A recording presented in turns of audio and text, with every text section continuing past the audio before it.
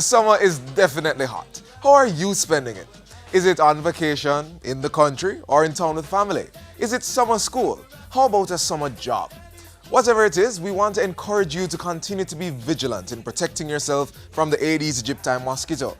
Ensure that your surroundings are free from mosquito breeding sites and use repellent with DEET. Hello, I'm Theo, your host for the next half hour. We start things off with a word of advice, followed by the news.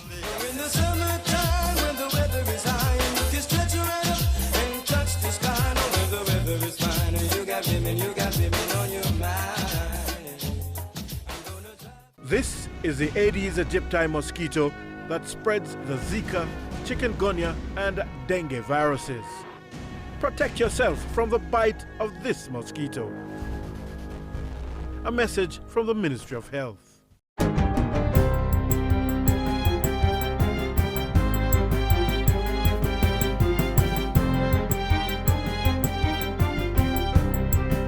Good day, I'm Carrie-Ann Smith and this is your GIS News from Monday, July 4.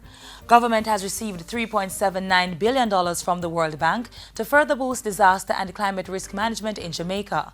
Minister of Finance and the Public Service Audley Shaw and World Bank Country Manager for Jamaica Galina Sotirova signed a loan agreement at the Ministry's office in Kingston last Friday.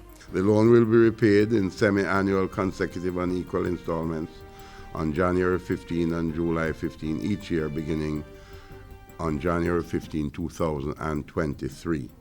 The loan will support the administration's ongoing program to reduce the incidence of environmental hazards over a 6-year period under the World Bank's Disaster Vulnerability Reduction Project, DVRP.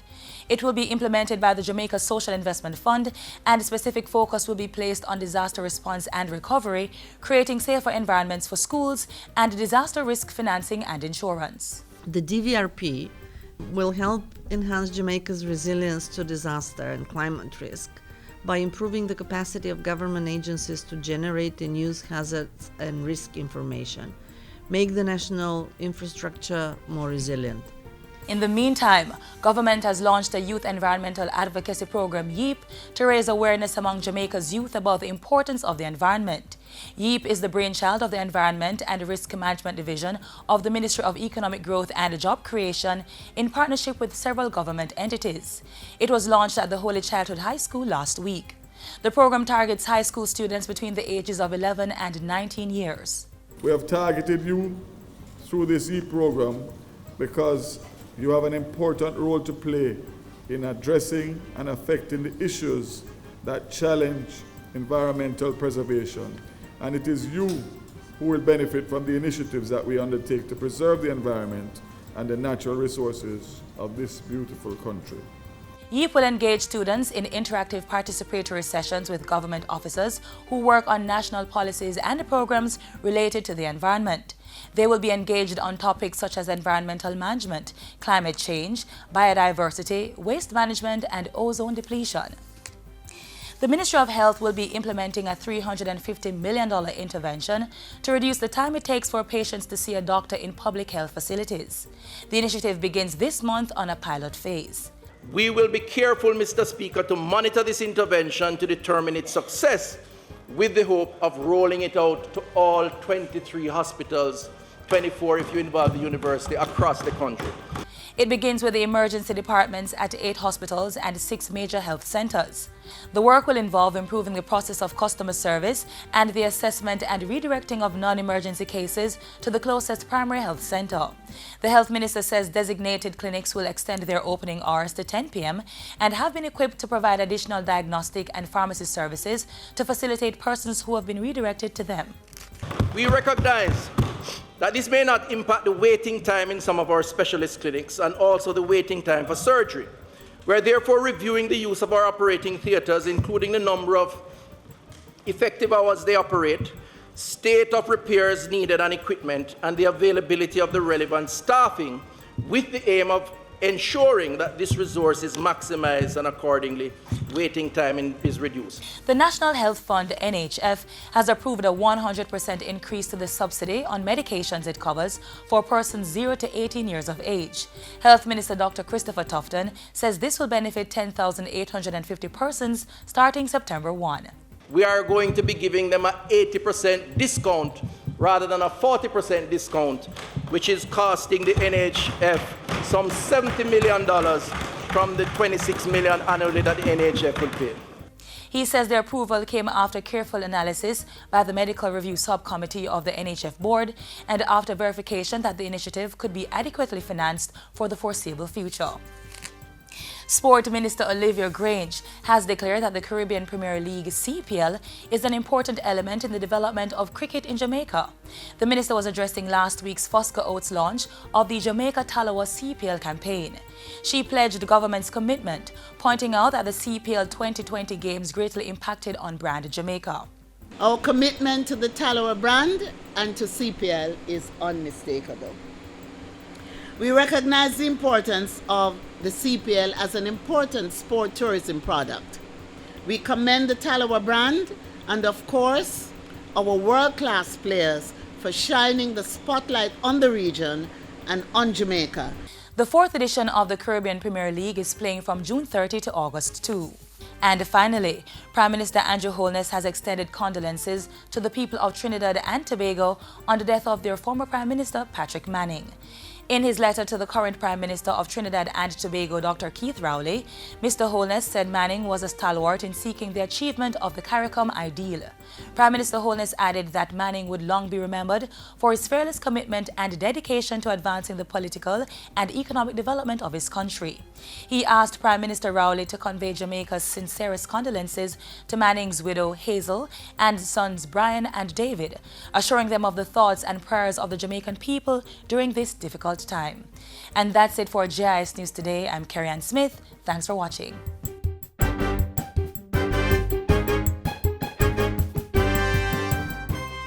This is the Aedes aegypti mosquito that spreads the Zika, chikungunya, and dengue viruses.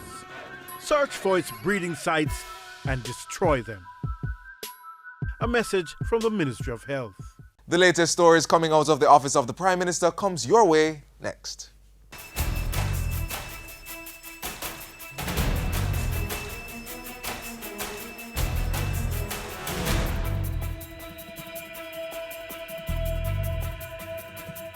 Kingston Container Terminal divested, CARICOM Review Commission launched, and Minister Vaz unveils plans for Ministry of Economic Growth and Job Creation. I'm Lorraine Mendez with Jamaica House Weekly. Prime Minister Andrew Holness is currently in Guyana for the 37th regular meeting of the Conference of Heads of Government of CARICOM. Mr. Holness left on Sunday for the July 4-6 meeting, being chaired by Prime Minister Roosevelt Skerritt of Dominica. Prime Minister Holness is expected to discuss with his regional counterparts, among other things, regional security, the CARICOM single market and economy, free movement within CARICOM, and Brexit. In his absence, Dr. Horace Chang is in charge of government. I wish to welcome the Kingston Freeport Terminal Limited and its parent institutions, including CMA CGM, to Jamaica. We expect that the concessionaire will bring world-class technology and know-how to bear on the redevelopment of Kingston Container Terminal. Prime Minister Andrew Holness welcoming the new concessionaires at a function marking the divestment of the Kingston Container Terminal KCT Friday. The concession agreement was finalized on June 30, paving the way for the KCT to operate the terminal for the next 30 years. Mr. Holness informed that all 834 employees of the KCT were made redundant and redundancy payments made, with employment being offered to all eligible employees and former technical staff of the Shipping Association of Jamaica. Many more jobs are to be created if we are able to attract the manufacturing and trading firms to establish their logistic operations in Jamaica, taking advantage of our ideal location at the center of a hemisphere of over 800 million people and a workforce that is capable of meeting and exceeding international productivity standards. On Thursday, Prime Minister Holness lauded the men and women who serve in the household workers industry. Service is a powerful product. It is not a commodity. It is valuable. We must never confuse service with servitude.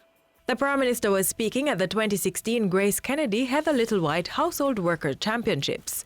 Michael Lawson and Millicent Clunis walked away with top honours, each receiving cash prizes of $300,000, an account with $30,000, a $25,000 gift voucher, and €1 financial assistance for a secondary school student worth $100,000.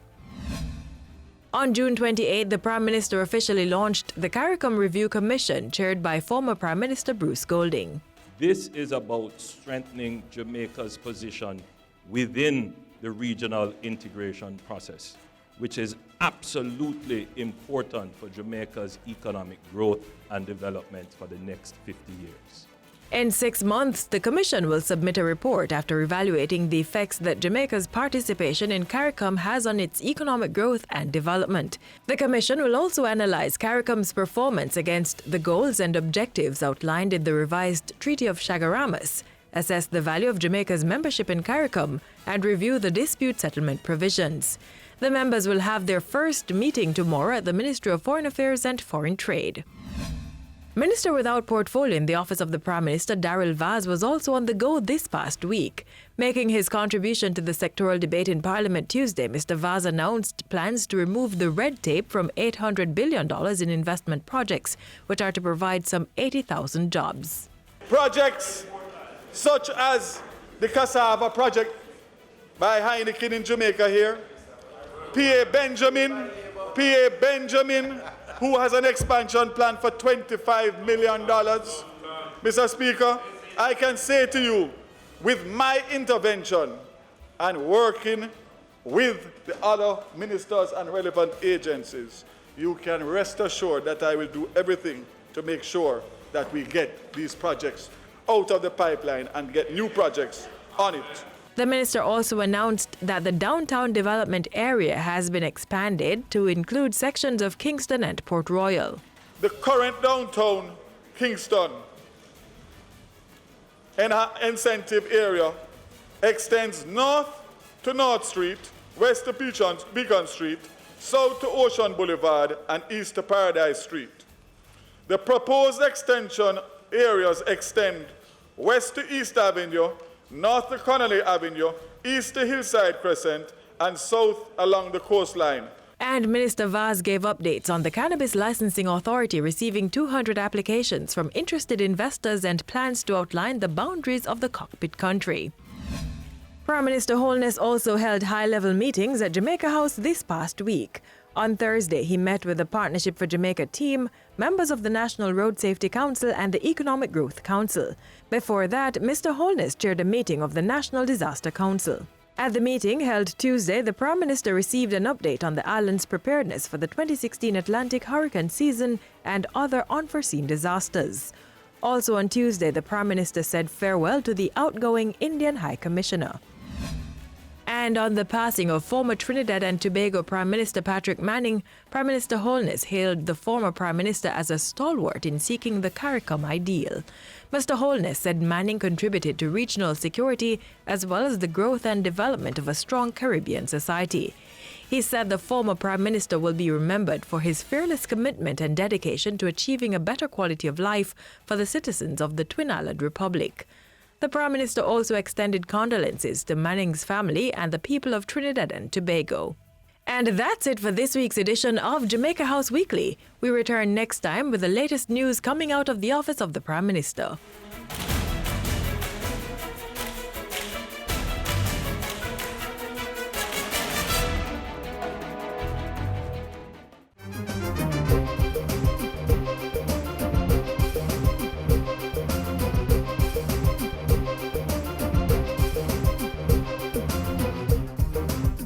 The government's tax relief will benefit more than 250,000 people who pay income tax.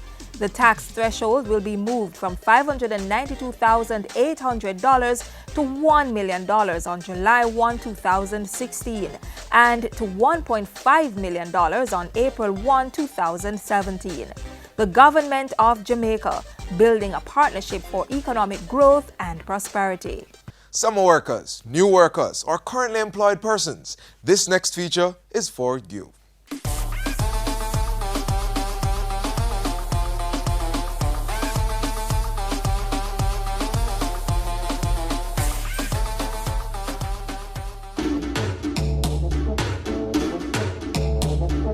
Question: if I asked persons you work with, would they say you are professional?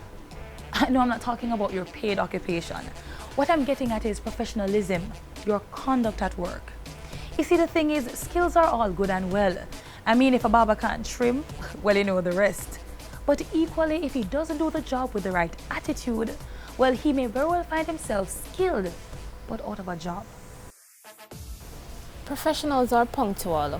They don't show up late for work, assignments, or meetings, because it would suggest that they don't care or value other people's time. And that's it for GIS News today. I'm Tamara McHale. Thank you for watching. Swearing, cursing, or cussing has no place at work. Using cursed words make it seem as if your vocabulary is limited. It also says you have very little respect for those around you. And the same is true for gossiping. This can only lead to arguments and distrust in the office. Just don't do it. If you make a mistake, own up to it and do your best to correct it, but don't blame others for your errors. When you have disagreements with your co-workers, yes, it happens. Don't let yourself lose control, right, Carrie? No name calling, shaming, slamming of doors, or physical attacks. Also, don't lie. That never makes anyone look good. Oh, and that also goes for lying on your resume and about being sick when you aren't. A true professional is willing to help his or her co-worker when that person has too much to do or simply doesn't know how to complete a particular task. Don't be afraid to share your knowledge, skills, or even an extra pair of hands. Remember, one person's success reflects on the entire business. The reverse is also true. Here's another truth. The absence of professionalism is usually more obvious than its presence. What do you think people are or aren't noticing about you?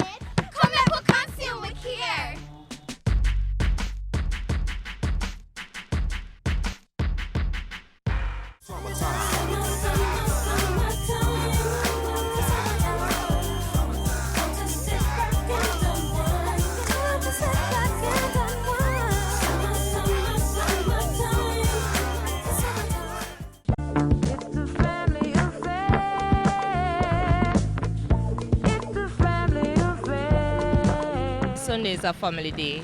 We like cook together, talk, share ideas and help each other. We reason about things.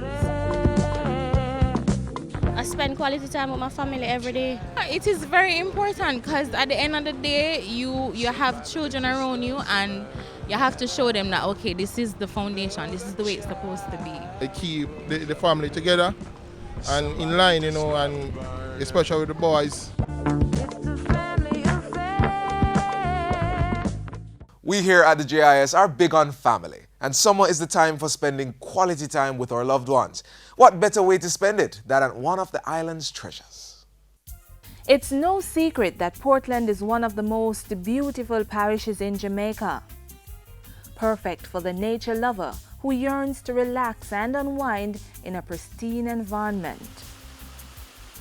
A string of beautiful beaches and falls are to be found in the picturesque parish. One of these is Reach Falls, which has been operated by the Urban Development Corporation, the UDC, since 2007. Welcome to Reach Falls! The falls is situated on the Drivers River, approximately 33 kilometers east of Portland's capital, Port Antonio. There are several interesting stories surrounding the origin of the name Reach Falls. Some have claimed that it was named Reach, spelled R-E-I-C-H, after the previous German owners, while others have claimed that the falls derived the name from the triumphant shout of slaves, "We reach! We reach!" when they obtained freedom. Some say it was named after the Reach district. Regardless of how the name is spelled or derived, one thing is certain: visitors can look forward to a memorable experience when they visit the falls. The 4.6-hectare property boasts tremendous natural beauty, a peaceful atmosphere, an engaging waterfall, significant biodiversity, and an ecological sanctuary. Prepare to embark on an adventure. Enjoy the cascading falls, explore the astounding underwater cave, and swim in the heart-shaped jacuzzi, which is naturally formed. The water is crystal clear and the scenery spectacular. But wait, there is more.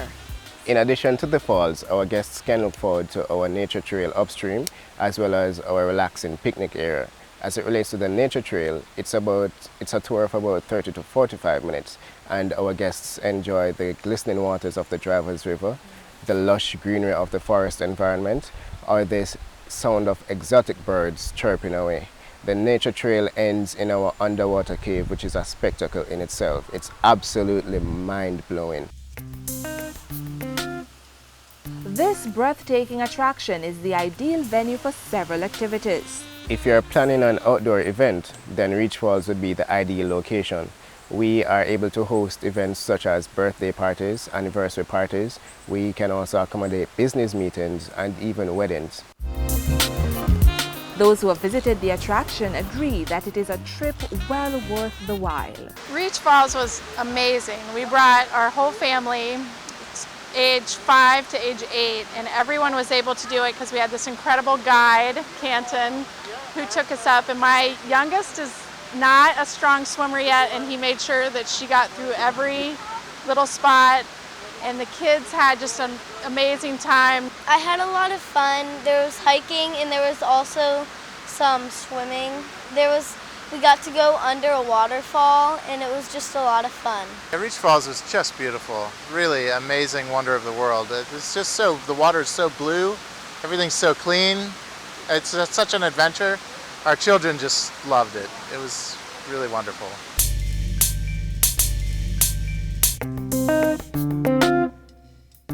Reach Falls is open to visitors Wednesdays to Sundays and on public holidays from 8:30 to 4:30.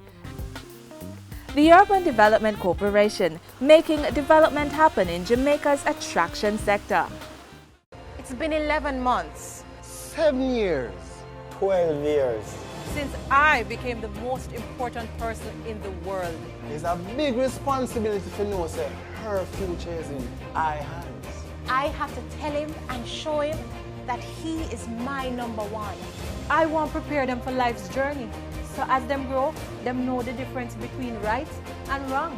I gotta make sure that we keep him out of bad company. Because if I don't raise him right, the streets are gonna raise him. I feel, she feel. If me stumble, him fall. Knowing I'm responsible for their future and they're responsible for Jamaica's future. So I won't give up or allow her to quit. I'm gonna make sure I'm stay on the straight and narrow. Me prefer to tell them no now than watch them regret it later. Because to the world, I'm just another person. But to my child, I'm the whole wide world. I say be careful what you teach your little children. Make sure I know something to hurt them. Mind what you saying to my sister. She could be the next Prime Minister. Children in Jamaica constitute anyone who is under the age of 18 years. And so once you have a child who is under your care and supervision, we encourage you at the Office of the Children's Advocate to always know where your children are. It doesn't mean that you have to be there with them, but you certainly know who they're with, where they're going, and the purpose for being there. This is a key component in helping to establish some rules in terms of some ground rules and helping to guide your children towards responsible and sensible choices, and also assisting you if something were to go wrong to know what is the first point of contact to assist your child.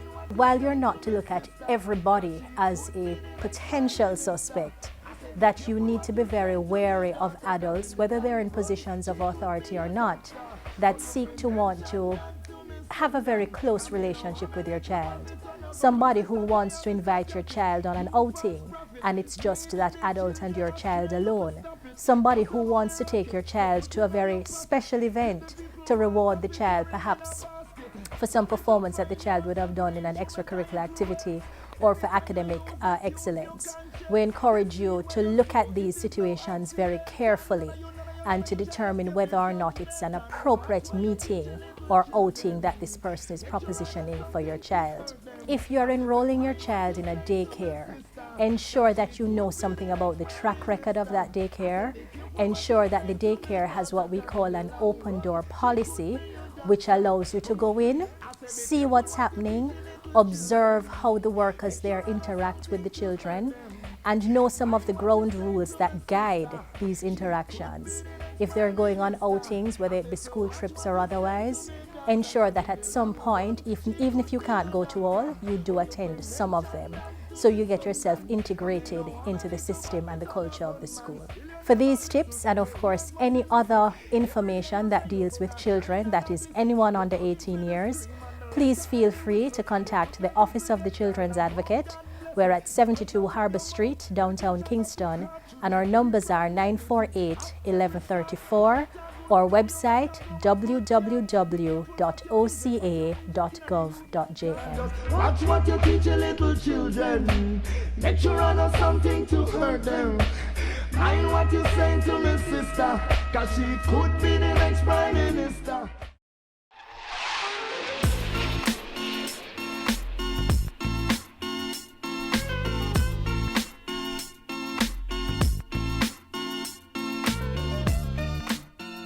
And that's how we close today's edition of Jamaica Magazine.